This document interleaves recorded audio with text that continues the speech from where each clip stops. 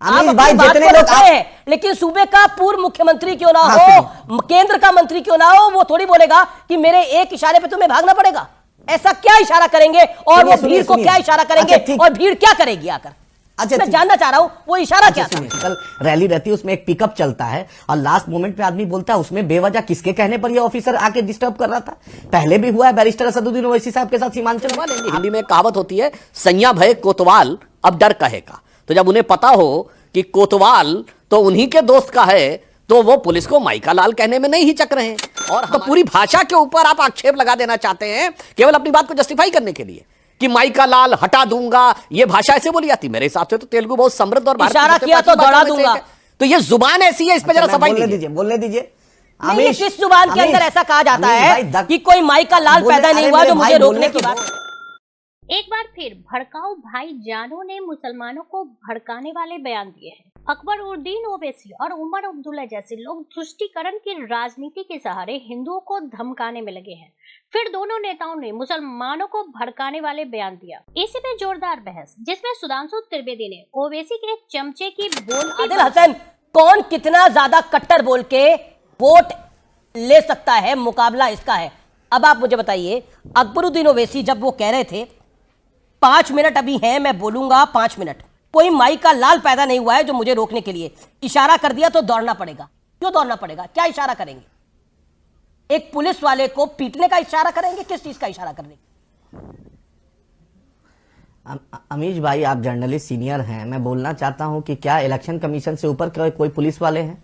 Election commission के returning officer ने इजाजत दी थी 10 बजे तक। आप ही एंकर हैं, सीनियर जर्नलिस्ट हैं, आप शो लाइव कर रहे हैं, कोई कैमरामैन आके बीच में कैमरा हटाएगा, कोई अम्ब्रेला हटाएगा, कोई माइक हटाएगा, कोई लाइट हटाएगा, तो क्या आप बेचैन नहीं होइएगा? जब जनता से डायरेक्ट नेता का रिश्ता होता है, टाइम सीमित रहता है, 10 बजे तक ही बोलना है, और लास्ट में आदमी जब बोलता है तो एक मिजाज में आ जाता है। एक पॉलिटिकल रैली रहती है, उसमें एक पिकअप चलता है और लास्ट मोमेंट पे आदमी बोलता है, उसमें बेवजह किसके कहने पर यह ऑफिसर आके डिस्टर्ब कर रहा था? पहले भी हुआ है बैरिस्टर असदुद्दीन ओवैसी साहब के साथ सीमांचल में। आप क्यों आए थे? क्या बैरिस्टर साहब पे गोली चली थी तो नहीं दिखा था क्या? उस पुलिस वाले को सुरक्षा की याद नहीं थी कि वो राष्ट्रीय अध्यक्ष मेंबर ऑफ पार्लियामेंट है? एक 5 बार का एमएलए जो 88,000 वोट से जीतता है, जिसको हिंदू मुसलमान सब वोट देते हैं, वो खड़े उनके साथ रहता है, उनसे वो राब्ता कर रहा है, बातचीत कर रहा है, अगर कैमरामैन आएगा, आपने बोला अगर कोई कैमरामैन आएगा, कैमरामैन तो हमारा सहयोगी है, तो वो अगर आएगा तो मैं उसकी बात को सुनूंगा। अगर मुझे उसकी बात का विरोध करना होगा तो मैं उसको तरीके से बोलूंगा। मैं अपने कैमरामैन को ये थोड़ी बोलूंगा कौन माइका लाल आ गया मुझे रोकने के लिए। मैं उसको ये बोलूंगा कि अगर यहां से भाग जाओ, यहां से भाग जाओ, नहीं तो दौड़ना पड़ेगा अगर मेरा एक इशारा हो गया तो। और पुलिस तो अपना काम कर रही है, उधर पुलिस तो अपना काम ही कर रही थी ना, पुलिस को दौड़ा कर क्या होगा? अरे ठीक है आदिल जी, जवाब मेरी बात का। अमीश भाई, इलेक्शन कमीशन ऑफ इंडिया चुनाव के वक्त सबसे बड़ी अथॉरिटी रहती है, और हम वो इलेक्शन कमीशन को बैरिस्टर असदुद्दीन ओवैसी साहब ने कहा आप जांच कीजिए। वहां पर जब वीडियो विजिलेंस टीम रहती है, स्टैटिक्स मजिस्ट्रेट रहते हैं, वो किसके कहने पे वो पुलिस वाले बीच रैली में इंटरप्ट किया? आप खुद बताइए ना, ये कहां की नैतिकता है, कहां का इंसाफ है? एक लीडर जो 5 बार का एमएलए है, पीएसी है, लीडर ऑफ हाउस है पार्टी का, उससे ज्यादा कोई भी लोग वहां पर पॉलिटिकल अभी सुनिए अरे बोल अमीश भाई, लेट मी स्पीक।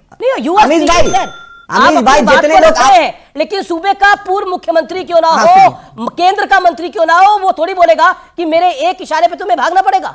ऐसा क्या इशारा करेंगे और वो भीड़ को क्या इशारा करेंगे और भीड़ क्या करेगी आकर? अच्छा, मैं जानना चाह रहा हूं वो इशारा क्या था? सुनिए बताइए ना अपनी बात। ठीक है, सुनिए अमीश भाई, पूरे जितने भी पैनल में बैठे हुए साहब लोग, सबसे अगर पॉलिटिकल एक्सपीरियंस में देखिएगा तो अकबर ओवैसी साहब सबसे पुराने हैं।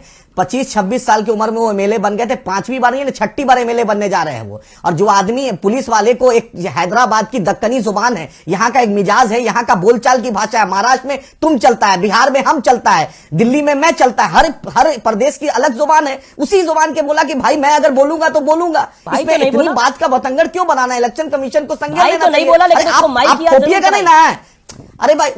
अरे भाई इसलिए याद दिलाई कि संविधान बड़ा है, इलेक्शन कमीशन बड़ा है। वहां पर किसकी रक्षा कर रहा था? संविधान की ना। आप नहीं कर सकते हो। Sudhanshu Trivedi, okay, BJP member of parliament, रक्षा नहीं रिप्लाई भाई, रक्षा नहीं कर रहा था, अनुभवी है। वो रक्षा नहीं कर रहा था, दूसरे के दबाव में काम कर रहा था। एक सेकंड, आपने बोला अकबरुद्दीन अनुभवी है, अकबरुद्दीन 88,000 वोटों से जीते हैं और वो संविधान की रक्षा कर रहे थे। सुधांशु त्रिवेदी, ये आपको और आपकी पार्टी को और देश की बाकी पार्टियों को क्यों नहीं पता लग रहा?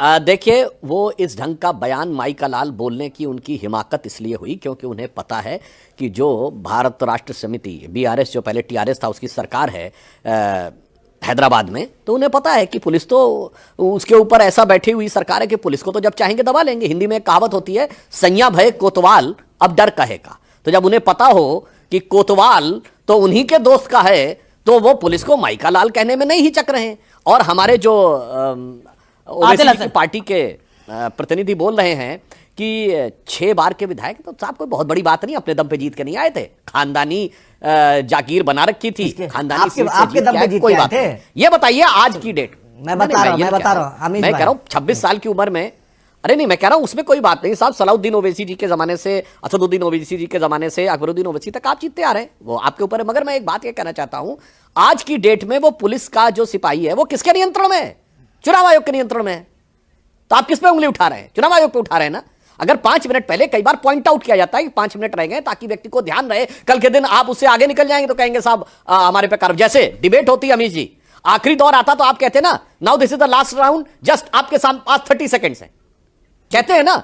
तो ऐसा थोड़ी कि आप हमको टोक रहे हैं, आप हमें याद दिला दे रहे हैं कि अब ये डिबेट खत्म होने वाली है, 30 सेकंड में अपनी बात कहिए। तो अगर उसने 5 मिनट के लिए कह दिया तो ये बताइए, आज तो वो चुनाव आयोग के दिशा निर्देश में है, तो ये बताएं कि क्या ये चुनाव आयोग पे आरोप लगा रहे हैं? जवाब आदिल हसन। अमीज, धमकाया क्यों? सवाल ये है, धमकाया क्यों? धमकाया क्यों? दौड़ाने की बात क्यों बोली?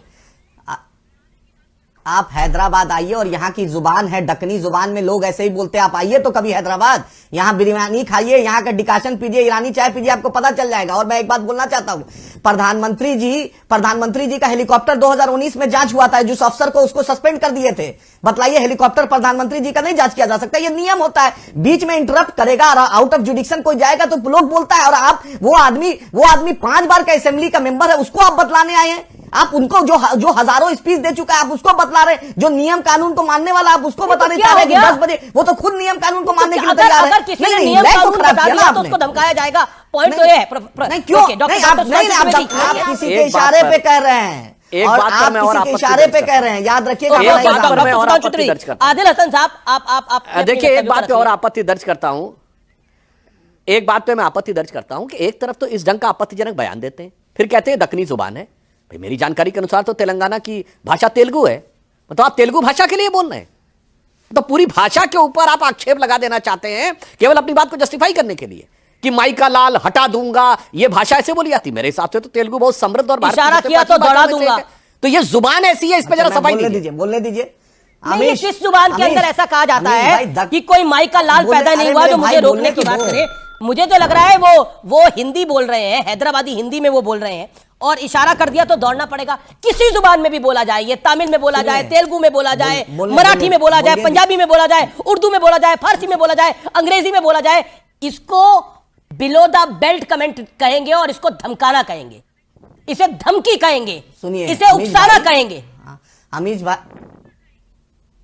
भाई, नॉर्थ इंडिया और साउथ इंडिया और हैदराबाद की जुबान में यहाँ हर किसी भी इंडिया में ये भाषा नहीं चलती सर। बॉम्बे दक्कन एक रियासत है, एक रीजन को दक्कन कहते हैं। दक्कन हिंदुस्तान का एक अभिन्न अंग है। महाराष्ट्र एक अभिन्न अंग है, एक रियासत का। दक्कनी जो जैसे हम मोदी बोलते हैं, मोदी नॉर्थ इंडिया में मोदी लोग बोलता है, यहाँ मोदी बोलते हैं। आप क्यों नहीं बात समझते? महाराष्ट्र में लोग बोलते हैं, तलफ्फुज़ समझ सकता हूं, मोदी और मोदी में मैं तलफ्फुज़ समझ सकता हूं, लेकिन इशारा कर दिया तो दौड़ना पड़ेगा।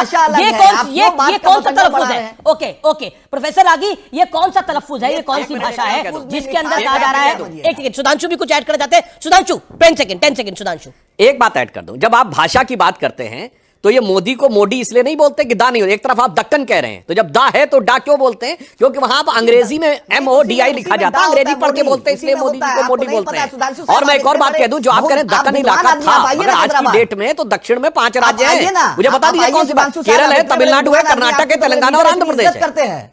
आदिल हसन मेरे लीडर आपकी इज्जत करते हैं। आदिल हसन आपकी इज्जत करते हैं। आप आइए चुनाव प्रचार में। नहीं तो मैं भी अदब से बात कर रहा हूं साहब, अदब और एहतराम से बात कर रहा हूं। नहीं तो आप आइए मेरे शहर में आइए। आप सुधांशु त्रिवेदी की इज्जत कर रहे हैं, सुधांशु त्रिवेदी की आप इज्जत कर रहे हैं, लेकिन उस पुलिस वाले की इज्जत क्यों नहीं थी? वो MP MLA कोर्ट से बरी हो गए।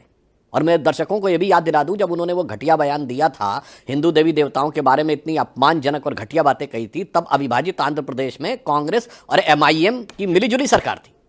उसके बाद ऐसी रहमत हुई उनके ऊपर, केसीआर की सरकार की ऐसी पैरवी हुई कि वो वीडियो देखने के बाद कोई सोच ही नहीं सकता है कि वो कैसे बरी हो गए। इसलिए अब हिम्मत और हिमाकत दोनों इतनी बढ़ गई है कि फितरत में ये शरारत खुद ब खुद दिखने लगी है। और मैं कहना चाहता हूं, उमर अब्दुल्ला हो या एक और बयान शायद अमीर जी आपको ध्यान हो, 2017 के चुनाव में उत्तर प्रदेश में कासगंज विधानसभा में शायद वो समाजवादी पार्टी कैंडिडेट, शायद उनका नाम कासिम शेरवानी था, उनका बयान याद है कि अगर हमारी सरकार बन गई तो किसी पुलिस वाले की हैसियत नहीं होगी कि किसी मुस्लिम की तरफ उंगली उठा कर दिखा सके। इस ढंग के बयानों पर जिन लोगों ने राजनीति की है, देश समाज का तो नुकसान किया ही किया है, मैं कहता हूं मुस्लिम समाज का भी नुकसान किया है उन्होंने इसके द्वारा। वही लोग आज इस फितरत पे कर रहे हैं। कारण जानते हैं, एक लाइन और कह दूं, तेलंगाना में समस्या क्या है, ये जो कट्टरपंथी वोट है ना, इनको कौन ज्यादा से ज्यादा अपने पक्ष में कर ले, उसके लिए जवाबी कव्वाली चल रही है। लेकिन कश्मीर में तो वोट, चाहे वो समाजवादी पार्टी जैसी पार्टी हो, है कश्मीर में तो ऐसा कुछ नहीं है, लेकिन वहां भी भड़काने का काम हो रहा है, एक मैसेज देने का काम हो रहा है कि मुसलमानों को टारगेट किया जा रहा है, जबकि हलाल सर्टिफिकेशन का उससे कोई लेना देना नहीं है। दूर दूर देखिए, कश्मीर में तो उन नेताओं के दिल में एक अलग दर्द है। एक रियासत थी, एक सियासत थी जो पूरी तरह चली गई, कश्मीर यूनियन टेरिटरी बन गया। जो उन्होंने अपनी निजी रियासत बनाकर कश्मीर को रखा हुआ था, रियासत जम्मू कश्मीर को, वो पूरी तरीके से अब राष्ट्रीय हो गई। जो लोग कहते थे कि तिरंगे को कंधा देने वाला नहीं मिलेगा, तो डल लेक के ऊपर तिरंगे की लहर मतलब इतनी झड़ी दिख गई। जहां पर आतंकवादी घटनाएं होती थी, पत्थर चलते थे, वहां G20 की समिट हो गई। तो वो उनके दिल का दर्द समझा जा सकता है, इसलिए वो दूसरे कारण से बोल रहे हैं। मगर मैं ये कह रहा हूं कि ये जो सारी पार्टियां हैं, इनमें कट्टरपंथी वोटों के लिए एक प्रतिस्पर्धा है, एक जवाबी कव्वाली है कि कौन किससे कितना ज्यादा तीखा बोलकर चंद कट्टरपंथी वोटों को होलसेल डीलर मानकर मुस्लिम समाज का होलसेल लीटर डाल के वो लेना चाहते हैं। जी। हैदराबाद में एक पुलिस अधिकारी को धमकी देने के मामले में अकबरुद्दीन ओवैसी पर निशाना साधते हुए भाजपा नेता और असम के मुख्यमंत्री हेमंत बिस्व शर्मा ने यहां कहा कि अगर यह असम में हुआ होता तो मामला 5 मिनट के भीतर ही सुलझ गया होता। आपको बता दें कि AIMIM के अध्यक्ष असरुद्दीन ओवैसी के भाई अकबरुद्दीन ओवैसी पर बुधवार को एक पुलिस इंस्पेक्टर को खुलेआम धमकी देने का मामला दर्ज किया गया है। असम के सीएम से जब इसके बारे में पूछा गया तो उन्होंने कहा कि अगर असम में ऐसा हुआ होता तो मामला 5 मिनट में सुलझ गया होता। तेलंगाना में तुष्टीकरण की राजनीति के कारण ना तो BRS और ना ही कांग्रेस कुछ कर रही है। अगर आप खुलेआम पुलिस को धमकी दे सकते हैं तो लोगों को खतरा महसूस होगा। असम के सीएम ने भारत के चुनाव आयोग से अकबरुद्दीन ओवैसी की उम्मीदवारी को रद्द करने का आग्रह किया। इससे पहले साउथ ईस्ट जोन में DCP रोहित राजू ने बताया कि अकबरुद्दीन ओवैसी के खिलाफ मामला दर्ज कर लिया गया है। पुलिस अधिकारी ने कहा कि मामला IPC की धारा 353 और अन्य संबंधित धाराओं के तहत दर्ज किया गया है। अपने खिलाफ FIR पर प्रतिक्रिया देते हुए अकबरुद्दीन ओवैसी ने कहा, DCP और पुलिस झूठ बोल रहे हैं। सबसे पहले मेरे पास उनके मंच पर आने का वीडियो फुटेज है। अगर मैं रात 10 बजे के बाद भाषण देता हूं तो पुलिस मुझ पर मामला दर्ज कर सकती है, लेकिन सार्वजनिक बैठक में बाधा डालना और यह कहना कि समय समाप्त हो गया है, यह गलत है। पुलिस को ऐसा नहीं करना चाहिए। AIMIM के नेता ने मंच से कहा था, क्या तुम्हें लगता है कि चाकू और गोलियों को झेलने के बाद मैं कमजोर हो गया हूँ? अभी भी मुझ में बहुत साहस है। 5 मिनट बचे हैं और मैं 5 मिनट का संबोधन करूंगा। मुझे कोई रोक नहीं सकता। अगर मैं इशारा कर दूं तो तुम्हें भागना पड़ेगा। मैं यही कह रहा हूं कि वो हमें कमजोर करने के लिए इस तरह आते हैं। इस पर असरुद्दीन ओवैसी ने अपने भाई के बचाव में कहा कि अधिकारी को इस पर हस्तक्षेप नहीं करना चाहिए था, क्योंकि दिन का प्रचार का समय समाप्त होने में 5 मिनट बाकी थे। आपको बता दें कि तेलंगाना में 30 नवंबर को एक ही चरण में मतदान होगा। 4 अन्य चुनावी राज्यों के साथ तेलंगाना के वोटों की गिनती 3 दिसंबर को होगी। इस डिबेट को लेकर आपकी क्या राय है, हमें जरूर बताएं। हमारे साथ जुड़े रहने के लिए चैनल को लाइक एंड सब्सक्राइब करना ना भूलें।